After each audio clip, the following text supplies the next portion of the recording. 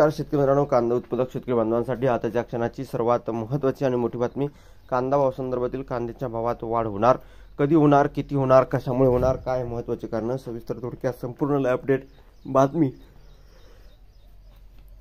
आपण या व्हिडिओच्या माध्यमातून जाणून घेण्याचा प्रयत्न करणार आहोत. तरी महाराष्ट्रातील तमाम कांदा उत्पादक शेतकरी बांधवांना एकच विनंती, व्हिडिओ शेवटून बघा, अतिशय महत्त्वाचा व्हिडिओ जर आवडला तर नक्कीच लाईक करा. सांगा प्लीज चॅनल असाल महा हवामान आपल्या युट्यूब चॅनलला सबस्क्राईब करून जवळ आपला आयकॉन म्हणजे नसणार का, जेणेकरून नोटिफिकेशन तुमच्यापर्यंत पोहोचत करू शकता.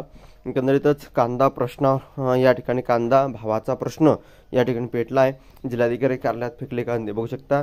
नाशिक राज्याचे कृषी मंत्र्यांच्या जिल्ह्यामध्ये कांदा भावाचा प्रश्न पेटला असून आज मंगळवारी संतप्त शेतकरी या ठिकाणी झालेले कांदा उत्पादक शेतकरी संघर्ष समितीच्या माध्यमातून थेट जिल्हाधिकारी कार्यालयात जाऊन कांदे फेकले.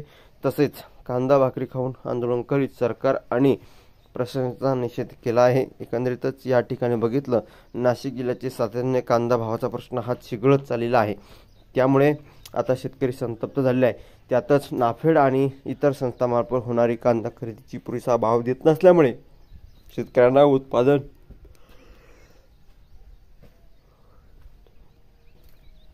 खर्च देखील निघत नाही आहे. आणि एकंदरीतच या ठिकाणी बघितलं, त्यामुळे शेतकऱ्यांना संतापाचा आता उद्रेक होऊ लागला आहे. कृषी मंत्र्यांच्या जिल्ह्यामध्येच अशी परिस्थिती आहे.